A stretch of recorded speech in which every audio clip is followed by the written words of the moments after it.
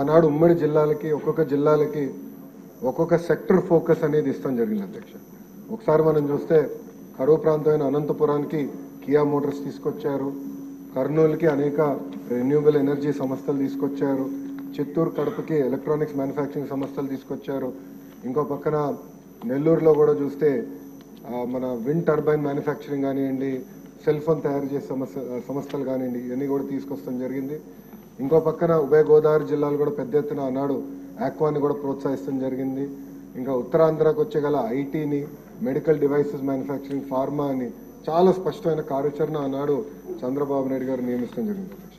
దాంట్లో భాగంగా అధ్యక్ష మీరు ఒక్కసారి చూస్తే కేంద్ర ప్రభుత్వం అంటే రాష్ట్ర విభజన చట్టంలో ఉన్న సంస్థల్లో కూడా ఏదైతే ఆంధ్ర రాష్ట్రానికి ఇస్తానని హామీ ఇచ్చారో అది కూడా మీరు చూస్తే ఐఐటి తిరుపతికి, ఐఎం విశాఖపట్నంకి, ఐజర్ తిరుపతికి, ఇంకో పక్కన NIT Tadepalligudem, IIIT-DM Kurnool, central university Anantapur, ఇంకా సెంట్రల్ ట్రైబల్ యూనివర్సిటీ విజయనగరం జిల్లా కూడా ఆనాడు మన ప్రభుత్వం కూడా ఇష్టం జరిగింది అధ్యక్ష. అంటే మీరు చూస్తే అభివృద్ధి వికేంద్రీకరణ అంటే ఇది అధ్యక్ష. అంతేగాని 500 కోట్ల రూపాయలు ఖర్చు పెట్టి ఒక ప్యాలెస్ కట్టుకుంటాం కాదు అధ్యక్ష. అధ్యక్ష మీరు ఒకసారి ఐఐటిలో చూస్తే ఆనాడు తెలుగుదేశం ప్రభుత్వం ఆగస్టు 9, 2016లోనే భూములు కేటాయించి పనులు కూడా ప్రారంభించే విధంగా చేస్తాం జరిగింది అధ్యక్ష. ఐఎం విశాఖపట్నానికి వచ్చే గల ఏప్రిల్ 16, 2016లోనే ఆనాడు 240 ఎకరాలు భూమి ఇస్తాం జరిగింది అధ్యక్ష. ఐజర్ పోతే మీరు చూస్తే డిసెంబర్ 17, 2015లోనే 255 ఎకరాలు ప్రభుత్వం ఇస్తాం జరిగింది అధ్యక్ష. ఇంకా ఎన్ఐటి తాడేపల్లిగూడెంకి వచ్చే గల 172 ఎకరాలు ఏప్రిల్ 16, 2016లో ఇస్తాం జరిగింది అధ్యక్ష. ఇంకోటి IIIT-DMకి వచ్చే గల 151 ఎకరాలు మార్చి 31, 2016లో ఇస్తాం జరిగింది. ఇంకా సెంట్రల్ యూనివర్సిటీ అనంతపురంకి వచ్చే గల సుమారుగా 491 ఎకరాలు ఏప్రిల్ 16, 2016లో ఇస్తాం జరిగింది అధ్యక్ష. ఇవన్నీ నేను ఎందుకు చెప్తున్నానంటే అన్నాడు యుద్ధ ప్రాతిపదికంగా కేవలం భూములే కేటాయిస్తాం కాదు, పనులు జరుగుతున్నాయా జరగట్లేదా, కేంద్ర ప్రభుత్వం నుంచి రాబట్టాల్సిన నిధులు ఏంటనేది ప్రతి నెల గౌరవ ముఖ్యమంత్రి గారు రివ్యూ చేసేవారు అధ్యక్ష. మీరు కూడా అధ్యక్ష గతంలో PRRD మంత్రిగా చేశారు. ఉపాధి హామీ అనుసంధానం ఎట్లా చేయాలి, దాని అన్నింటిలో ఎట్లా చేయాలని ఆనాడు ముఖ్యమంత్రి గారు పెద్ద ఎత్తున రివ్యూ కూడా చేశారు అధ్యక్ష. సో ఇట్లా అన్ని పనులు ఒక పద్ధతి ప్రకారం చేసుకుంటూ పోయాయి అధ్యక్ష. వాస్తవంగా చెప్పాలంటే సెంట్రల్ ట్రైబల్ యూనివర్సిటీకి వచ్చేగల కొంచెం డిలే అయ్యగల ప్రభుత్వాలు మారినాయి. ప్రభుత్వం మారిన తర్వాత తెలుగుదేశం పార్టీ అధికారులు ఉన్నప్పుడు ఒక భూమి ఐడెంటిఫై చేశాం, కేటాయించాం. కానీ ఎక్కడ రాజకీయంగా క్రెడిట్ వస్తుందని చెప్పి మళ్ళీ వేరే భూమిలోకి షిఫ్ట్ చేశారు అధ్యక్ష. దానివల్ల 5 సంవత్సరాలు కాలయాపన చేశారు అధ్యక్ష ట్రైబల్ యూనివర్సిటీకి. మన ప్రభుత్వ అధికారులకు వచ్చినా చాలా స్పష్టంగా లేదు, ఎక్కడైతే ఫైనలైజ్ చేసా అక్కడనే ముందరికి వెళ్దామని చెప్పాం అధ్యక్ష. ఈ సెంట్రల్ ట్రైబల్ యూనివర్సిటీ కూడా యుద్ధ ప్రాతిపదికంగా వచ్చే 2 సంవత్సరాలు పూర్తి చేస్తామని సభకి నేను హామీ ఇస్తున్నా అధ్యక్ష. పెద్దలు బుచ్చ చౌదరి గారు, బోండోమా గారు చెప్పినట్లు అధ్యక్ష ఇంకా కొన్ని పెండింగ్ వర్క్స్ ఉన్న విషయం వాస్తవం అధ్యక్ష. కొంచెం ఈ తాగునీరు కానివ్వండి, రోడ్లు కానివ్వండి, ఈ సమస్యలు ఉన్నాయి. నా దృష్టి కూడా అధికారులు తీసుకొస్తాం జరిగింది. అది తప్పనిసరిగా సంస్థలతోనే మాట్లాడతాను.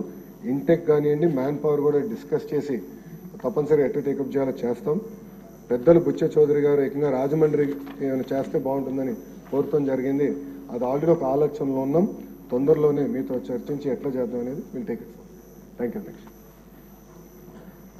గౌరవ సభ్యులందరికీ మనమండి. క్వశ్చన్ నెంబర్ 168, క్వశ్చన్ నెంబర్ 398 ఈ 2 క్వశ్చన్లు కూడా వైసీపీ ఎమ్మెల్యేలు క్వశ్చన్ ఇచ్చారు. వాళ్ళు అటెండ్ అవ్వలేదు కాబట్టి ఈ రెండింటికి కూడా సమాధానం ఇచ్చినట్లుగా భావించాలి.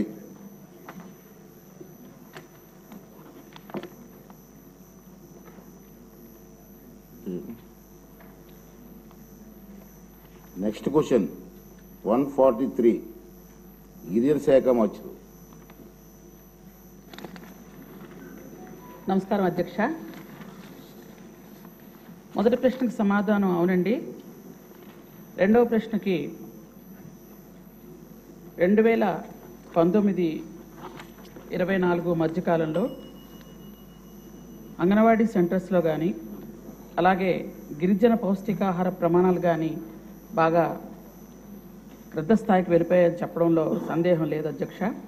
అలాగే ఫుడ్ బాస్కెట్స్ కానీ, గోరుముద్దలు కానీ ఇవన్నీ కూడా పూర్తిగా నిర్వీర్యమైపోయినటువంటి సంగతి కూడా ఉంది అధ్యక్ష.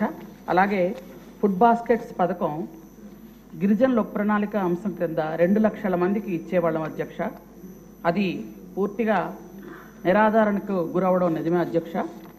అలాగే సి ప్రశ్నకు ఫుడ్ బాస్కెట్ పథకం కానీ పునరుద్ధరణ అవకాశాలు మళ్ళీ పరిశీలించడం జరుగుతుంది అధ్యక్ష. అలాగే బర్త్ వెయిటింగ్ హాల్స్ కూడా మళ్ళీ తీసుకురావాలనే ఉద్దేశంతో ఉన్నాం అధ్యక్ష. వీటన్నిటికీ కూడా దాదాపు 76 బర్త్ వెయిటింగ్ హాల్స్ ఉన్నాయి అధ్యక్ష. వాటిని మళ్ళీ గిరిజనులకు అందుబాటులో ఉంచడానికి ప్రణాళిక రూపొందించడం జరుగుతుంది అధ్యక్ష.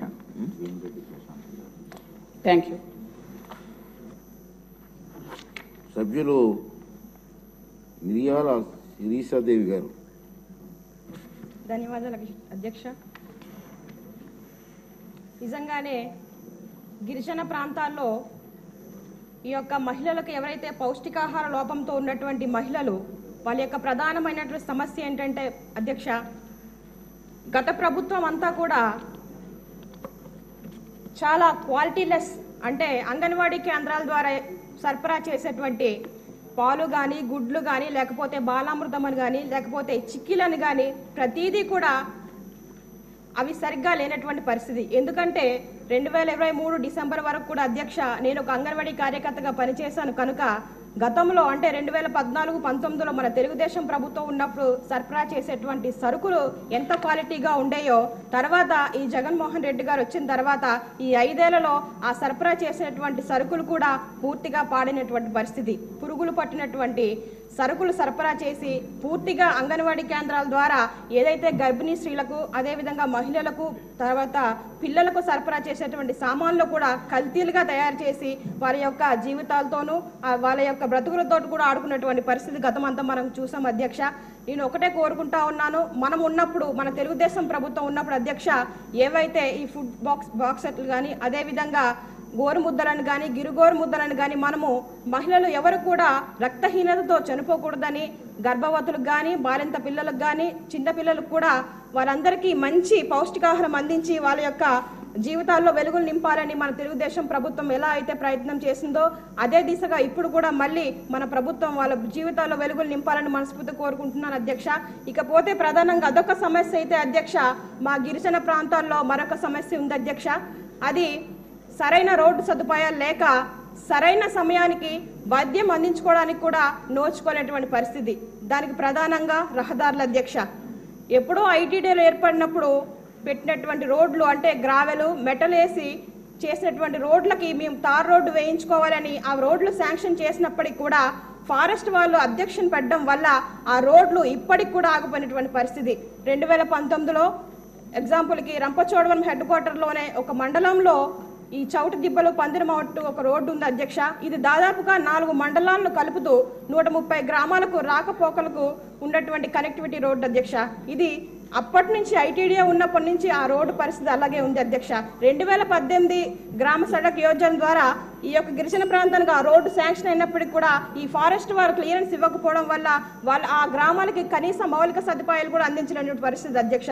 దయచేసి నేను ఒకటే కోరుకుంటున్నాను అధ్యక్ష, సంబంధిత మంత్రి గారికి ఏదైతే రోడ్లు మండలానికి వచ్చి ఇలాగా 3 నుంచి 4 రోడ్లు ఈ ఫారెస్ట్ క్లియరెన్స్ లేక ఆగిపోయినటువంటి పరిస్థితి. ఈ సదుపాయాలు అనేవి ఈ రోడ్లు లేకపోవడం వల్ల మాకు సరిగ్గా అందట్లేదు అధ్యక్ష.